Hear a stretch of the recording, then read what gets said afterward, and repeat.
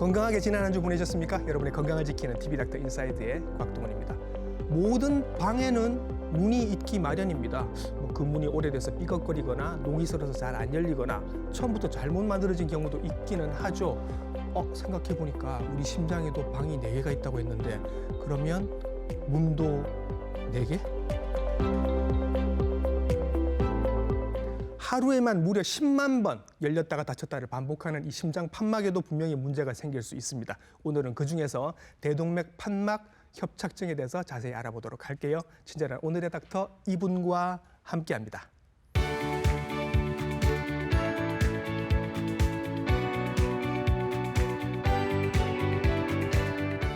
스튜디오에 나와 계십니다. 순환기내과 전문의 최정현 선생님이십니다. 선생님 안녕하십니까? 안녕하세요. 부산대학교 병원 순환기내과 최정현입니다. 네, 선생님은 심장을 전문으로 치료를 하시는 내과 선생님이십니다. 네. 자, 오늘 판막 공부를 좀 해볼 텐데 심장에 방이 4개가 있는 것 정도는 아는데 문이 어디 있는지를 모르겠습니다, 선생님. 간단하게 좀 설명을 해주실 수 있을까요? 네.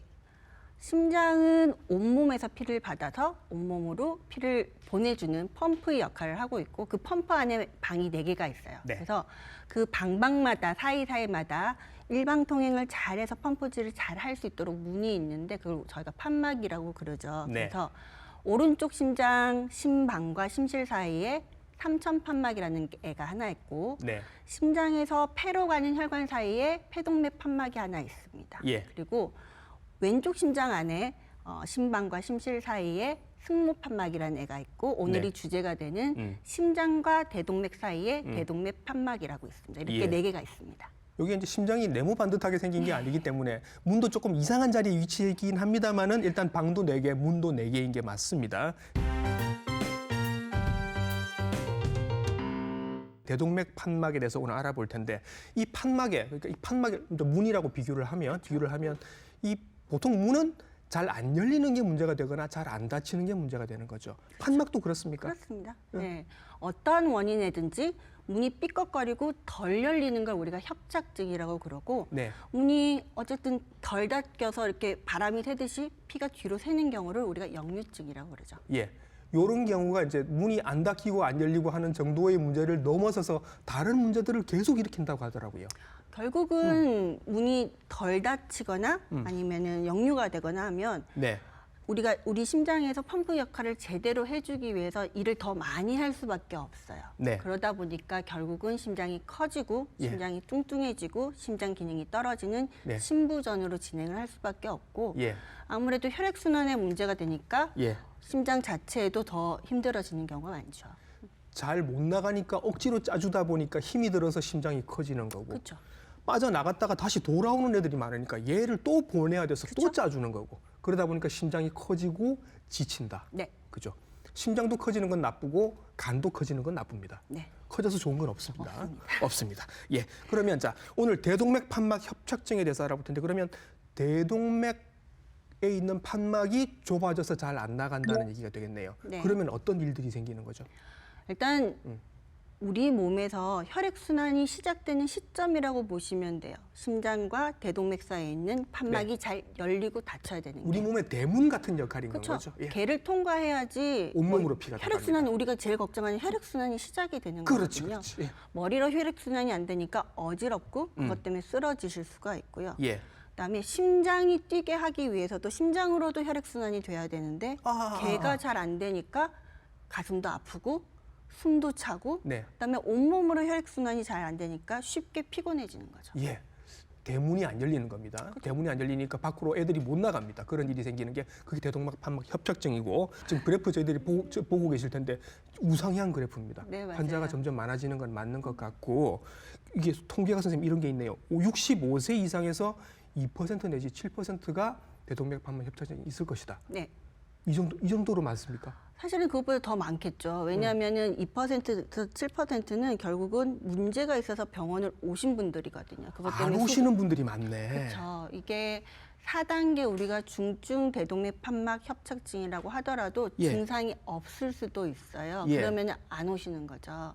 그렇기 때문에 숨어 있는 경우가 훨씬 더 많다라고 생각을 하고 있습니다. 그러면 대부분 치료받으시는 분들이 70대들이 좀 많으신 것 같은 느낌이에요. 65세에서 70세 이때가 제일 많으신 것 같아요. 그때 치료를 제대로 안 받으시면 그 이후로 10년을 살 확률이 반밖에 안 절반밖에 된다는 안 거죠. 된다. 문제는 근데 10년을 계속 아파서 누워 계시는 경우라면 사실은 괜찮다라고 이야기를 많이 하세요. 근데 네. 우리가 건강하게 10년을 살아야 되는 그렇지. 거죠. 그래서 치료를 안 받게 되면 아까 말씀드린 것처럼 물론 급사를 할 수도 있긴 하지만 신부전이 돼서 계속 숨이 차서 입퇴원을 반복하지만 해줄 게 없다라는 이야기밖에 못 들으시는 거죠. 대동맥 판막 협착증이 왜 생기나요? 이유가 있겠죠. 현재 제일 많은 원인은 퇴행성이라고 그럽니다. 나이 들어서 생기는 거죠. 네. 예. 뭐 나이 들어서 흰머리가 생기고 주름이 생기고 피부가 딱딱해지고 반점이 생기는 거랑 똑같은 일이 예. 판막에도 벌어지는 거죠. 네. 동맥경화랑 비슷한 프로세스예요. 예. 그게 제일 현재는 많은 걸로 되어 있고 사진에서 보면 이렇게 좀 하얗게 이렇게 막 나와 이렇게 있는데 돌덩이처럼 이렇게 예, 예, 예. 덕실덕실한 이런. 그러면 이게 동맥경화랑 같은 프로세스라고 하면 네. 우리 혈관 안에도 저런 일이 생기고 우리 판막에도 똑같은 네, 일이 생긴다. 맞아요. 예. 타이밍 자체가 혈관에 생기는 동맥경화가 조금 더 죽상 동맥경화가 좀 예. 더 일찍 생겨서 보통 40대, 50대 협심증 이렇게 생기시잖아요. 예. 비슷한 일이 판막에는 조금 시기가 조금 늦었을 뿐이지 비슷하게 생긴다라고 해서 보시면 되고요. 예. 어쨌든 그렇게 이렇게 판막의 문이 이렇게 세 개가 같이 해서 한 문을 형성을 하거든요. 근데 네. 선천적으로 그게 문이 두 개이신 분들이 있어요. 예, 이엽선 판막이라고 하는데 그런 분들은 일을 더 많이 해야 되기 때문에 네. 남들보다는 조금 일찍 이 병이 시작될 수도 있고요. 네. 그다음에 우리나라 현재는 그렇게 흔하지는 않지만 아주 옛날에는 감기처럼 르마티스 열이라고 아마 선생님 옛날에 저희가 학교 다닐 때는 배웠던 네. 그런 질환이 있었는데 예. 그 후유증으로 판막에 병이 있었으면 네. 그런 분들은 70대가 아니라 50대, 60대에도 이런 병이 생길 수가 있는 거죠. 그런 원인들도 있고 그런 원인들이 있었는데 본인이 모르고 있다가 요즘 뭐 수술 받거나 아니면 건강검진 때 그냥 추가로 심장 초음파를 한번 추가로 해봤는데 있다고 하더라. 이런 분들도 되게 많은 것 같아요. 그렇죠? 그래서 사실은 그렇게 건강검진 혹은 특히 수술 전 검사에서 판막병이 있었다 그러는데 뭐 단계가 아직까지 수술할 정도의 단계는 아니다 그러면 본인이 잘 기억하셨다가 주기적으로 검사를 받으셔야 되는데 네. 대부분 수술 잘 마치고 나면 잊어버리세요. 내가 병이 뭐였는지. 그래서 검사를 하시고 나면 결과지를 꼭 가지고 계시거나 예. 내가 병이 1단계, 2단계 뭔가 있었어는 기억을 하셔야 돼요. 건강검진에서야 비로소 내가 대동맥 판막에 협착증이 있다는 걸 아셨다는 이거를 보면 그동안 증상이 없었다는 얘기인 네, 거잖아요. 맞아요. 증상이 있을 때는 그럼 어떤 증상들이 있어요?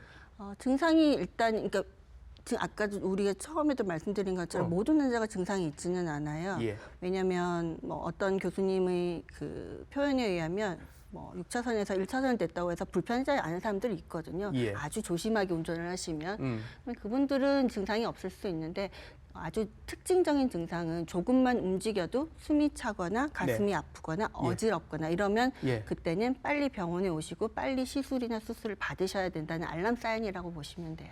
조금만 움직여도 예를 들어서 계단을 한 2층 정도 올라갔는데 전에는 이렇지 않았는데 많이 숨이 가쁘고 맞아요. 힘들다. 내가 나이가 먹어서 그런가 보네 하실 수 있는데 그게 아니라는 거죠. 그렇죠. 그러니까 나이가 먹어서 기운이 없어서 그러실 수도 있지만 나이가 들어서 판막도 같이 나이가 든 거죠. 심장도 같이 나이가 든 거죠. 이거는 교정할 수 있잖아. 그렇죠? 이건 고칠 수 예, 있는 거잖아요. 적절한 시점에 오시면 잘 시술받고 고칠 수가 있죠. 그래서 무증상으로 이렇게 잘 계시다가 어느 순간 뭐 이렇게 실신을 하거나 숨이 많이 가쁘거나 가슴이 아프거나 이러면 생존율이 뚝 떨어진다는 얘기가 그럴 있습니다. 때는 저희는 보통 외래 기다리지 마시고 응급실로 오세요라고 말씀을 드려요. 그래요? 예. 그리고 똑같은 무증상이라도 예. 저희가 어느 단계가 지나면 증상이 있는 환자와 똑같이 예후가 안 좋은 단계까지도 있어요. 예. 중증 중에서도 초중증인 거죠. 그런 경우는 증상이 없어도 네. 수술이나 시술을 받으셔야 된다라고 문을 갈아야 된다라고 말씀을 드려요. 검사는 선생님 뭐 CT, MRI 이런 거 찍어야 됩니까? 어떻게 하시는 거예요? 기본적으로 심장 초음파를 하셔야 돼요. 심장 초음파. 네, 신부전도 그렇고 심장 판막병도 그렇고 네. 기본적으로 이 병이 있는지 없는지 네. 단계가 어떤지를 보시려면 심장 초음파가 필요합니다. 심장 초음파만 해보면 내가 어느 단계가 있는지 어느 단계에 와 네, 있는지 되는지 네. 지금 바로 시술이나 수술을 받아야 될 정도인지 아니면 그냥 관리만 쭉 해나가면 될지 알 수 있다는 얘기네요. 그게 기본 검사입니다. 그렇습니다. 자, 그럼 기본 검사를 받았습니다, 선생님. 네. 단계가 한 4단계로 나눠지나 봐요. 네. 어. 근데 사실 1단계, 2단계는 우리가 동맥경화 위험 인자를 잘 관리하는 단계예요. 예. 그러니까 우리가 뭐 여자분들 주름 안 생기게 화장품 바르고 증상이 그렇죠. 없는 거죠, 이때는. 그렇죠. 그때는 증상 3단계도 뭐 증상이 없는 경우가 대부분이고요. 예. 그래서 그런 경우는 더 노화가 되지 않게 고혈압 있으시면 혈압약 잘 드시고 예. 그다음에 고지혈증 약 잘 드시고 그리고 뭐 당뇨 있으신 분들은 당뇨 조절 잘 하시고 이게 제일 중요하고요. 네. 이제 그런데 아까 말씀드린 것처럼 괜찮다가 몇 살 이상부터 갑자기 1년 사이에 나빠지는 주름이 생기는 속도가 빨라졌어요 하면은 예. 이제 그때부터는 내가 어떤 증상이 생기는지를 잘 보셔야 되는 거죠. 그때부터는 이제 뭐 3단계 후반이 되거나 그쵸. 4단계가 되거나 네, 이렇게 네, 되는 건 네. 거예요. 보통 그래서 저희가 그 1단계, 2단계 때는 뭐 3년에 한 번 초음파 해보세요 이러거든요. 3년에 한 네, 번? 그렇게 하는데 이제 3단계가 되면 2년에 한 번 해볼까요? 근데 변화가 있어요. 그러면은 내년에는 1년 있다가 합시다. 안 되겠습니다. 6개월 있다가 합시다. 이게 점점점 빨라지는 거죠. 초음파를 보자고 하는 게. 불안한 마음이 슬금슬금 올라옵니다. 아니 2단계인데 그러면 내가 언제 어떻게 될지 모르는 거잖아. 이미 문제가 있는데 이걸 지금 계속 갖고 살란 말이야. 이런 생각이 들 수도 있단 네, 말이죠. 맞아요. 이렇게 얘기를 할 거란 말이죠. 네. 선생님 뭐라고 안심시켜 주세요? 얘가 그래서 보통 2단계인데 수술을 하시겠다고 오신 분도 계세요. 예, 말씀하신 수술 것처럼. 해줘. 나 지금 마음이 어차피 급해. 해야 된다며 예. 하시는데 그 수술한 판막도 결국은 같이 나이가 들어요. 이게 완전히 해결되는 게 아니거든요. 예. 그렇기 때문에 그다음에 우리도 이빨이 안 좋아도 가능한 이빨을 살리잖아요. 틀리 예. 안 하시잖아요. 예. 그렇죠. 마찬가지로 가능한 한 가지고 있는 내판막을 잘 유지 보수하고 잘 관리하는 게 더 중요하지. 예. 이걸 새로 가는 거는 중요하지가 않아요. 그리고 이게 심장 수술이든지 시술이든지 한 번 하는 거, 2번 하는 거, 3번 하는 거 거기에 따라서 위험도가 다 달라지거든요. 예. 그래서 가능한 본인 거를 잘 관리하시는 걸로. 그 선생님 이런 얘기 있습니다. 심장 판막 질환이 있으신 분들은 치과 갈 때 조심해야 된다라는 얘기가 있습니다. 이제 심장 안에 염증이 생기는 것을 예방하기 위해서 특히 치과 치료 받을 때 스케일링 할 때조차도 네. 예방적 항생제를 쓰시라라고 말씀을 드리는데 예. 대부분의 경우는 수술이나 시술을 한 경우, 예. 판막 수술이나 시술을 한 경우, 예. 혹은 선천성 심장 기형이 있는 경우 이런 경우 보통 하시라고 그러지 예. 1단계, 2단계는 크게 걱정은 안 하셔도 돼요. 2단계라고 얘기를 들었다고 치면 이제부터 추적 관리를 선생님께서 뭐 3년에 한 번, 2년에 한 번 초음파 봅시다 이렇게 말씀하시겠죠. 그동안 저는 어떤 것들을 조심하고 있어야 되나요? 말씀드린 것처럼 동맥경화 전반적인 동맥경화 예방을 하는 거랑 똑같다고 생각하시면 돼요. 혈압 네. 조절 잘하고 그다음에 고지혈증 약 잘 먹고 네. 그다음에 당뇨 안 생기게 예. 조심하시고 예. 그리고 문제 중에 하나가 심한 감염이 되거나 우리 흔히 이야기하는 폐렴이 생기거나 이렇게 해서 판막 질환이 확 나빠지는 경우가 있어요. 네. 그렇기 때문에 예방 접종 하셔야 되는 분들은 잘 하시고 예방 접종 잘 받으시고. 그렇게 예. 그리고 하시면 증상 아까 말씀드린 증상들 갑자기 나타나면 증상이 나빠지면 그때는 빨리 그게 제일 중요한 거. 오셔서 치료 받으시면 되고. 네. 자, 이제 치료를 한번 받아보도록 하겠습니다. 어느 순간 호흡이 좀 가빠졌습니다. 계단을 한층만 올라갔는데도 호흡이 가빠졌습니다. 이거 신호다라는 느낌이 든 거죠. 빨리 응급실로 왔습니다. 선생님께서 이제 치료를 하시는데 수술로 하는 치료가 있고 조금 간단하게 시술로 하는 치료가 있다고 하는데 오늘 수술부터 일단 먼저 알아보도록 할게요. 물론 수술은 선생님이 하시는 건 아니고 네. 흉부외과 선생님들이 하시긴 하는데 요게 이제 밸브 같은 것들을 아까 그 문짝을 이제 새 문짝으로 갈아주시는 건 거죠. 그렇죠. 네. 그러니까 이게 전통적인 방법이에요. 그러니까 문이 망가졌다라고 말씀드렸잖아요. 문을 네. 리모델링해서 수선을 해서 쓸 수가 없는 거예요. 협착증 같은 경우는 예. 결국은 문을 떼어내고 새 문을 집어넣는 걸 수술이라고 그럽니다. 네. 수술이라고 그러고 판막에는 그러면 새 문의 종류가 2가지가 있어요. 하나는 기계 판막이 있고 예. 하나는 조직 판막이 있어요. 예.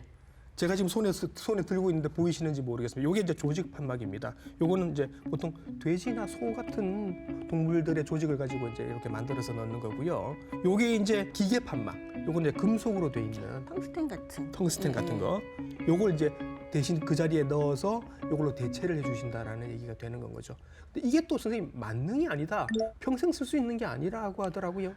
아까도 말씀드린 것처럼 얘가 계속 일을 하는 거잖아요. 얘를 예. 이렇게 갈아 끼우고 얘가 아무것도 없이 그냥 이쁘게 서 있는 애가 아니라 네. 얘도 계속 하루에 10만 10만 번. 번씩 얘도 움직여야 네네네. 되는 예. 거예요. 그러니까 결국은 얘도 따를 수밖에 없는 거죠. 예. 특히 이제 조직 판막 같은 경우는 뭐 한 15년 이야기를 하기도 해요. 10년에서 15년 이야기를 하고 예. 상대적으로 기계 판막은 조금 더 오래 쓴다라고 되어 있습니다. 예. 뭐 영구적으로 쓸 수도 있지 않을까라고 생각을 하지만 이게 음. 수명이 길어지면서 영구적으로 쓰지는 못하는 것 같고요. 예. 얘도 결국 주변으로 여러 가지 물질들이 침착을 하고 이렇게 하면서 예.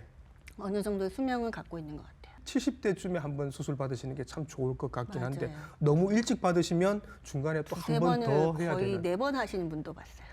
아이고, 흉부외과에서 하시는 수술이면 선생님 이거 네. 가슴 가르고 네. 그 심장 멈추게 한 다음에 체외 순환을 막 돌려서 이렇게 하는 수술이에요, 선생님? 그렇죠. 일단은 심장을 일단 멈추고 그게 예. 이제 요즘은 선생님들이 잘하셔서 멈추는 시간이 점점 단축이 되기는 해요. 예. 빠르게는 뭐 20분, 뭐 길게는 뭐 1시간 반, 뭐 2시간 이렇게 이제 멈추는 시간은 예. 하지만 어쨌든 그 동안에는 심장을 멈추는 거죠. 멈추게 예. 하고 이제 판막 꺼내고 새 판막을 집어넣는 거예요. 예. 근데 아까 말씀하신 것처럼 요즘은 모든 환자를 이렇게 막 심장 중간을 확 다 열고 예, 이렇게 하지는 않아요. 아, 그래요? 예, 환자분의 상태에 따라서 예. 최소 침 수술로 예, 조금만 열고 네. 옆으로 이렇게 들어가서 잘 해주시기도 해요. 네, 이렇게 흉부외과에서 하는 조직 판막 혹은 기계 판막으로 이렇게 교환하는 그런 수술법 우리가 알아봤고요.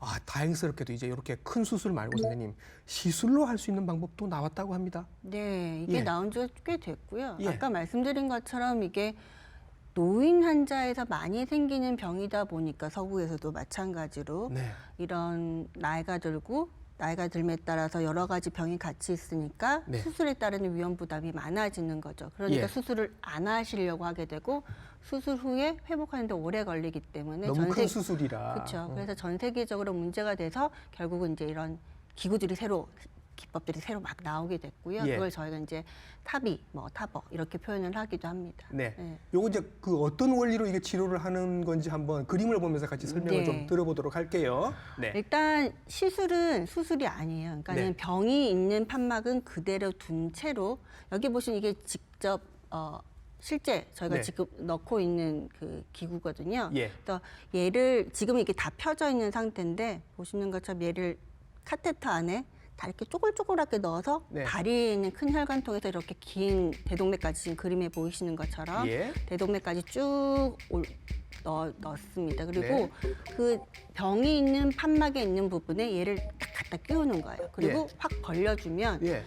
자기 판막이 나쁜 판막이 있는 애들이 옆으로 벽으로 쫙 밀리면서 이제 네. 새 판막이 여기에 들어가게 되는 거죠. 예. 새 판막은 요 스텐트 안에 있는 요게 새 판막이다 네. 생각을 하시면 돼요. 원래 판막이 요렇게 요만한 크기라 해야 되는데 여기 지금 작아져서 협착증이 생겨서 요만해지신 거죠. 이렇게 좁아졌는데 이렇게 넣어서 철망을 넣어서 쫙 이렇게 넓혀주면 이게 넓어집니다. 그러면 원래 있던 판막은 이제 못 쓰게 되는 거고 네. 대신 새로 들어간 이 철망 안에 밸브가 들어가 있습니다. 얘가 이제 밸브 역할을 하는 해주는 건 거죠. 네. 기가 막힙니다, 선생님. 이거 뭐 전신 마취를 하기도 하고 안 하기도 한다더라고요. 네, 환자분이 상태에 따라서 전신 마취를 하기도 하고요. 예. 예, 그다음에 전신 마취하지 않고 그냥 잠깐만 살짝만 재우는 그런 마취를 하기도 합니다. 예. 이런 시술은 선생님이 한 달에 몇 번 정도 하실까요? 사실 저희 병원에서 올해 초에 이제 시작한 지 뭐 4년째인가요? 그래서 네. 이제 우리 이제 영남권에서 처음 백례를 했다라고 예. 해서 이제 뭐 심포지움도 하고 이렇게 했었거든요. 예. 보통 저희 병원 같은 경우는 한 달에 한 4-5건 정도 하는 것 같아요. 네. 최근에는 뭐 많이 할 때 겨울에 많이 할 때는 일주일에도 뭐 3-4개를 네. 하기도 하고요. 그거는 그렇고. 여름에는 요즘은 조금 뜸하기도 하고. 앞으로 그렇습니다. 점점 더 많아질 거는 확실한 것 같고. 네, 맞습니다. 예. 네. 결국은 사타구니 있는 대퇴동맥을 타고 이렇게 들어가서 심장까지 들어가서 밸브를 새 걸로 교환해 준다라는 얘기인 것 그렇죠. 같은데 이런 시술 받으신 분들은 하루 만에 이틀 만에 퇴원도 하시고 그렇다 하더라고요. 되게 특별한 이 밸브 부작용이 가는 것도 그렇게 하시나요? 네. 특별한 뭐 부작용이 없는 한은 보통은 이틀 정도 있다가 퇴원을 하시고요. 예. 네, 다만 워낙에 고령 환자분들이 많다 보니까 뭐 재활을 조금 더 하고 가시고 뭐 이런 예. 경우들이 있어요. 음. 그렇지 않으면 대부분 이틀 있다가 돼요. 연세가 좀 있으시고 지병이 많으신 분들은 이런 시술이 정말 축복같이 느껴질 네, 것 같은 맞아요. 느낌이 듭니다. 네. 그래서 이제 여쭤볼게요. 아까 저희가 기계 판막, 그다음에 동물들 조직을 쓴 그런 조직 판막도 봤고요. 이번에 이렇게 시술로 들어가는 이런 망 같은 판막도 봤습니다. 어떤 분에게 어떤 시술이나 수술을 권하세요?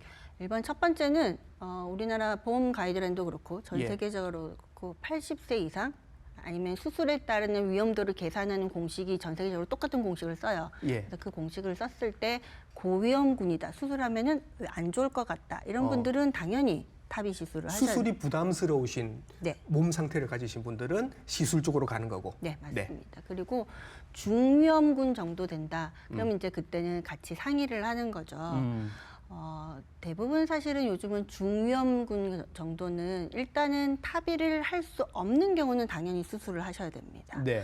예를 들어서 다리 혈관이 안 좋거나 아까- 혈관이 안 좋아서 스텐트가 들어갈 수가 그렇죠. 없는. 그다음에는 아까 말씀드린 것처럼 저희는 이걸 자기 딱딱한 판막을 떼어내고 하는 건 아니에요. 거기 예. 안에다가 넣고 넓혀야 되는데 그렇죠. 그 부분이 너무 석회화가 심하거나 아니면은 관상동맥을 막을 것 같다. 이 시술을 하면 그러면 이런 경우는 시술보다는 수술이 낫겠습니다라고 말씀을 드려요. 예. 보통 그렇지 않은 경우는 이제 여러 가지 의료비 부담 이런 걸 같이 상의를 해서 결정을 하고 있고요. 예. 저위험군 같은 경우는 사실 환자분이 강력하게 원하시면 하고 네. 그렇지 않은 경우는 사실은 수술을 먼저 권하죠. 네. 어떤 경향 같은 것도 있나요? 점점 이제 시술을 많이 하게 되는 그런 경향은 있어요. 전 세계적으로는 요즘은 저위험군도 수술보다는 시술이 괜찮은 것 같다라는 데이터가 나오고 있기 예. 때문에 사실은 전 세계적으로 시술을 많이 하는 편입니다. 다만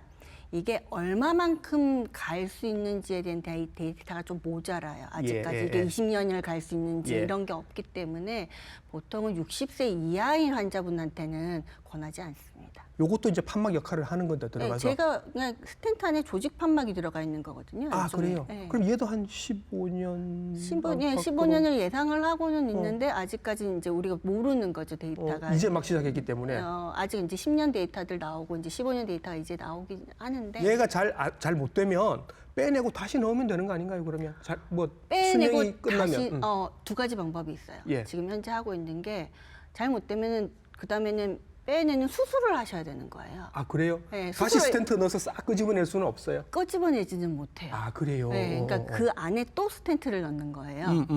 그러면 안 그래도 내 병든 판막이 있는데 안에다가 스텐트 밸브가 들어가 있는데 그 안에 또 들어가는 거죠. 그러면은 들어가긴 하지만 점점 좁아지는 좁아지겠네요. 거예요. 네, 예. 그래서 그건 좀 문제가 있고요. 사실 그래서 환자분이 저희가 봤을 때 이거 2번 할 수 있을 것 같다라고 판단이 되면 60대, 70대 초는 그냥 수술하시라고 그다음에 병이 생기면 탑의를 하시자고 이렇게. 그러네요. 네.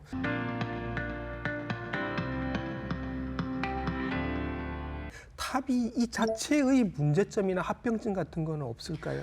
제일 첫 번째는 아무래도 아까 말씀드린 것처럼 혈관이 찢어질 수가 있어요. 아까 그 큰 카테터가 왔다 갔다 하다 보니까 그렇죠. 혈관이 더군다나 연세 있으신 분들은 혈관이 약하거든요. 그래서 네. 혈관이 찢어지는 게 일단 제일 큰 저희가 걱정하는 문제고요. 두 번째 같은 경우는 이게 결국은 심장 안에 큰 뭔가 이렇게 이물질이 확 들어가서 넓혀주잖아요. 네. 그런데 원래 연세 있으신 분들은 부정맥이 원래도 많이 갖고 있고 그런 소인이 있는데 이런 애들이 들어갔을 때 맥이 더 느려지는 경우들이 가끔 있어요. 그렇게 예. 되면은 박동기를 넣어야 될 수 있고요. 예. 그다음에 아무래도 이게 기구가 왔다 갔다 하다 보니까 중풍이 생길 확률도 있어요. 근데 그 중풍이 생길 확률이라는 게 수술했을 때보다는 적거든요. 예, 그러니까 예, 사실은 그렇게 생각하시면 될 것 같아요. 그다음에는 초창기 모델은 얘가 제자리에 못 있어서 툭 튕겨 나간다. 그래서 튕겨 나간다. 아니면은 무리하게 아까 말씀드린 것처럼 칼슘 덩어리가 너무 많은데 하면 찢어질 것 같은데 무리하게 시술하면은 정말 대동맥이 찢어지거든요. 그럼 이제 옆방에 있는 응급수술실로 가서 결국은 수술하기 싫어서 했는데 수술하는 경우도 있었는데 요즘은 네. 기구도 많이 잘 나오고 예. 선생님들께서 저희 팀도 그렇게 하는데 무리하게 절대로 하진 않아요. 안 되는 건 안 된다. 이거는 좀 위험하다라고 솔직하게 말씀드려요. 대충의 비용을 알려주실 수는 있을까요, 선생님? 이제 최근에 올해 초에 최근에 탑의가 많아진 이유가 이 부분이에요. 원래는 우리나라 환자분들이 비용을 많이 내셨어야 돼요. 예. 본인 부담금, 보험은 되었으나 본인 부담금이 80%였거든요. 그래서 많이 냈는데 네. 이번에 이제 보험 가이드라인이 바뀌면서 네. 말씀드린 80세 이상이거나 고위험군 같은 경우는 굉장히 5%밖에 돈을 안 내세요. 아. 그러니까 이분들한테는 굉장히 경제적이고 좋아요. 네. 확실히. 그런데 중위험군 같은 경우는 50%를 내셔야 되고 저위험군은 80%를 내야 되기 때문에 네. 80% 내시는 분들은 수술보다 훨씬 비싸죠. 네. 수술에 거의 한 3배 정도 내셔야 되기 때문에 이제 본인이 얼마 그러니까 이게 보험이 확대됐다. 그래서 다 오셨는데 알고 보니까 너무 비싸. 그래서 그럴 수 있겠네요. 네, 예, 안 예. 하시는 분들이 계신데 그러니까 모든 사람이 그렇진 않다라고 생각하시면 될 것 같습니다.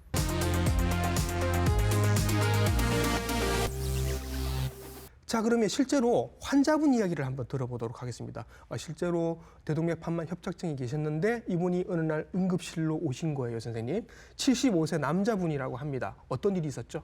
환자분이 응급실로 오셨는데 숨이 너무 많이 차서 예, 오신 거예요. 예, 예. 숨이 너무 많이 찼는데 뭐 거의 폐 부종이 심하고 그다음에 네. 심지어는 이제 혈압이 안 잡히는 거예요. 예. 혈압이 안 잡혀서 이제 연락이 왔어요. 응급실에서 보셨던 선생님이 응급 초음파를 살짝 대봤는데 예.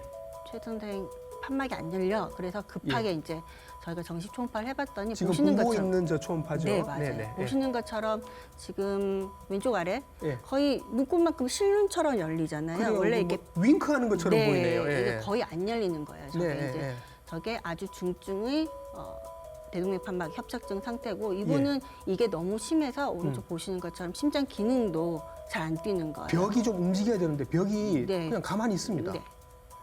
네. 그래서 저희가 이거는 지금 빨리 처치를 하지 않으면 예. 타이밍을 놓친다 돌아가실 수 있을 것 같다라고 예. 판단을 해서 빨리 CT를 찍어서 저희가 이제 혈관이 괜찮은지만 확인을 하고 예. 탑이 시술을 바로 그날 수술 말고 이분한테 탑이 시술을 받으신 거예요. 네네. 75세인데다가 이미 샥이 왔기 때문에 예. 수술에 따르는 위험 부담이 너무 높았던 거예요. 그렇죠. 그래서 이분은 바로 긴급 탑의를 결정을 해서 네. 당일날 바로 탑의 시술을 했고 예.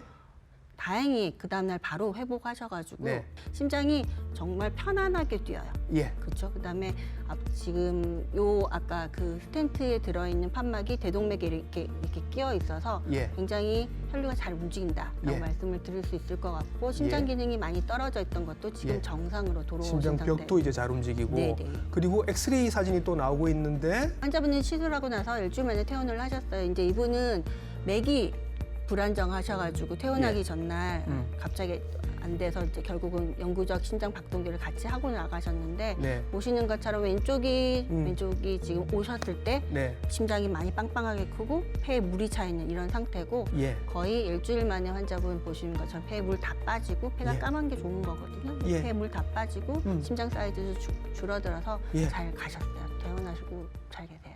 뿌듯하실 것 같아요. 그렇죠. 네, 만약에 이분은 탑의가 없었으면 저희 병원에서 탑의를 못했다면 아마 돌아가시지 않았을까. 네, 저희가 환자를 앞에 두고도 놓치는 케이스가 아니었을까 네. 그렇게 생각해요. 탑의를 하시거나 아니면 기계 판막, 조직 판막으로 판막 교체를 하신 분이건 다 조심하셔야 될 것도 있을 텐데 그런 수칙들이 있을 것 같습니다, 첫 선생님. 번째는 선생님 처음에 말씀하신 것처럼 염증이 안 생기게 조심하셔야 돼요. 네. 그래서 치과 치료나 이런 거 하실 때는 반드시 예방적 항생제를 사용을 하셔야 되고요. 네. 사실 탑의를 한 환자분이나 조직 판막을 넣은 환자분들은 평생 항응고제를 드실 필요는 없으세요. 이분들은 그냥 항효소판제를 일시적으로 쓰시다가 그만두기도 하시고 필요에 따라서는 뭐 다른 것 때문에 쓰셔도 되기는 하는데요. 예.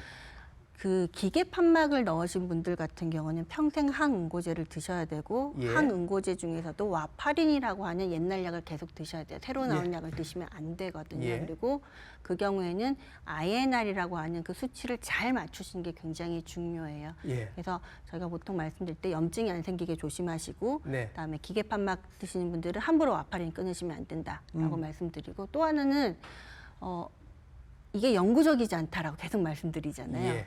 주기적으로 검사는 받으셔야 돼요. 내 판막이 괜찮은지는 얼굴 보고 저희가 알 수가 없습니다. 그렇기 때문에 선생님들께서 보통은 1년에 시술하고 나서 1년째는 검사합시다 그래요. 나는 멀쩡한데 자꾸 검사하라고 그러거든요. 예. 검사가 그때 하셔야 되고요. 그다음에 2년째 또 하시고 그다음에 좀 괜찮으면 있다가 한 10년쯤 지나면 그때부터 다시 또 조금 예. 1년마다 검사합시다 이렇게 예. 하실 거예요. 그래서 그거는 선생님이랑 주치 선생님이 검사하자고 하실 때는 하셔야 되고 심장 초음파 말고는 확실하게 이 넣어놓은 판막이 어떤지를 알 수가 없어요. 예. 그래서 엑스레이 심전도로는 저희가 알 수가 없기 때문에 반드시 초음파를 주기적으로 하셔야 된다라고 말씀드릴 수 있을 것 같아요. 예. 워낙 쉽게 잘 풀어서 설명을 해주셔서 그동안 대동맥 판막이 어디 있는지도 모르셨던 분들이 이제는 뭐 거의 박사 수준이 되시지 않으셨을까 생각이 듭니다. 나오셔서 오늘 대동맥 판막 그리고 판막이 생길 수 있는 질환, 치료까지 자세하게 설명을 해주셨습니다. 순환기내과 전문의 최정현 선생님이셨습니다. 선생님 수고 많으셨습니다. 감사합니다. 네. 아유 뭐 심장병 하면 뭐 협심증, 심근경색 그것만 알면 되는 줄 알았는데 자꾸 병이 자꾸 생기죠. 상관없습니다. 저희들이 쉽고 자세하게 오늘처럼 풀어서 설명을 해드릴 겁니다. 잘 따라오시기만 합니다. TV학교 인사이드 다음 주에도 좋은 정보로 인사드릴게요. 감사합니다.